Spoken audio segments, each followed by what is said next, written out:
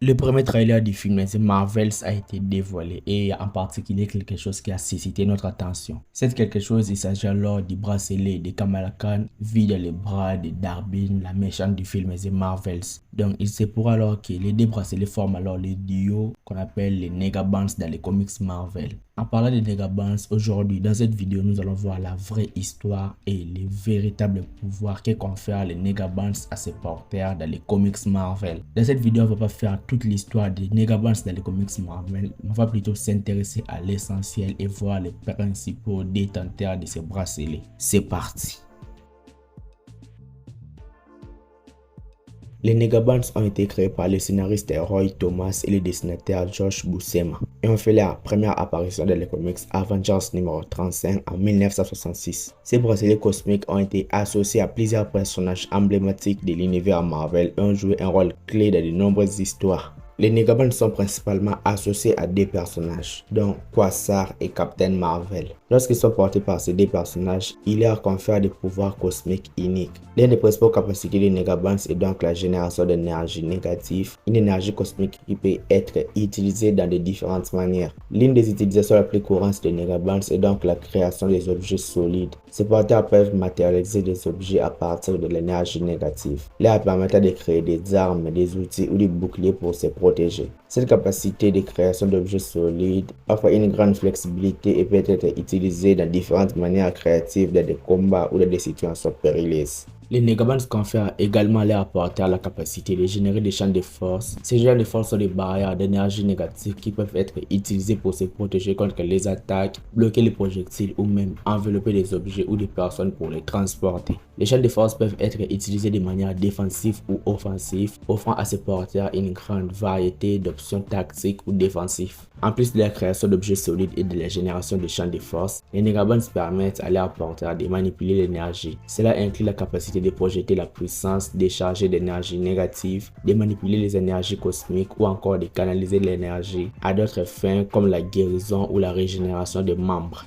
Une autre capacité notable des Negabands est donc la téléportation. Les porteurs de Negabands peuvent alors se téléporter instantanément d'un endroit à un autre dans l'univers, leur permettant de voyager à des vitesses supraluminiques et se déplacer rapidement à travers de vastes distances de l'espace. En outre de leur pouvoir, les Negabands permettent également à leurs porteurs de communiquer à travers de grandes distances dans l'espace. Cela permet alors d'échanger des informations, des coordonnées, des actions ou de se mettre en contact avec plusieurs personnages ou entités cosmiques. Cependant, les Negabands ne sont pas sans risque. Dans certaines histoires, ils ont été représentés comme étant addictifs et corrompant tous ceux qui les portent. Ces porteurs peuvent alors être tentés d'utiliser leur pouvoir de manière abusive et égoïste, ce qui peut entraîner des conséquences néfastes pour eux-mêmes et pour les autres. En outre, les Negabands ont été utilisés comme source de conflits dans certaines histoires. Les personnages malveillants ont cherché à s'en emparer et les utiliser à des fins de destruction ou de conquête, ce qui a entraîné à des affrontements entre différents protagonistes de l'univers Marvel.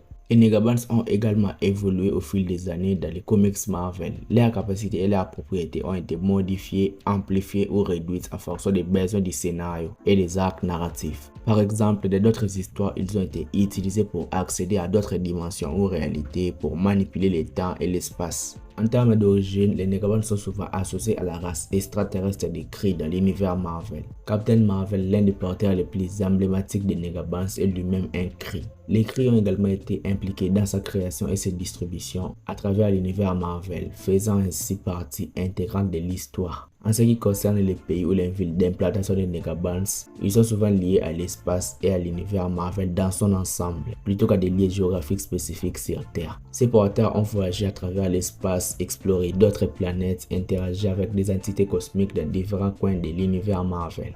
En ce qui concerne les sièges sociaux Negabands, il n'y a pas de sièges sociaux spécifiques, étant donné qu'ils n'ont aucun lien avec une entreprise ou une organisation sur Terre, étant donné leur nature cosmique. Ils sont plutôt liés aux individus qui les portent, leur pouvoir entre leurs mains, indépendant de tous les sièges sociaux.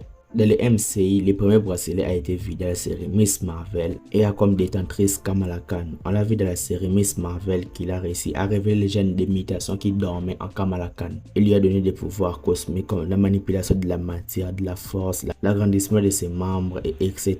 Et aussi ce bracelet est la cause de change de place qu'on a vu à la fin de la série Miss Marvel et qui sera au centre de l'intrigue de The Marvels. L'autre procédé de Negabans est porté par Darben dans les trailers du film The Marvels. Une chef des accusateurs a créé et on a vu dans les trailers que ça lui a donné autant de force pour combattre les 3 Marvels à la fois. Les films The Marvels vont nous en dire plus à propos de ces bracelets qui contiennent trop de mystères actuellement dans les MCI. Les adaptations de Negabans de l'MCI seront très différentes dans les comics comme d'habitude. Dans les comics comme l'a dit, ces bracelets tirent leur énergie de la zone négative, tandis que dans l'MCI, ils tirent leur énergie de la dimension de Noor. Mais quoi qu'il en soit, je trouve que l'adaptation du MCI via ces Negabans sera aussi intéressante que celle des comics. Mais en attendant, tu peux visiter notre site internet ou notre blog centré sur le cinéma. Vous découvrirez des articles qui peuvent vous intéresser sur différents mondes du cinéma. Les liens du site se trouvent dans la description, les premiers liens que vous allez y trouver. C'était donc une brève aperçu de Negabans dans les comics Marvel. Si la vidéo te plaît, like la vidéo et dis-moi ce que tu en penses dans les commentaires. Abonne-toi à la chaîne pour être au rendez-vous de mes nouvelles vidéos Marvel. C'était Jonathan Geek et je vous dis qu'on se retrouve trop vite pour une prochaine vidéo. Ciao!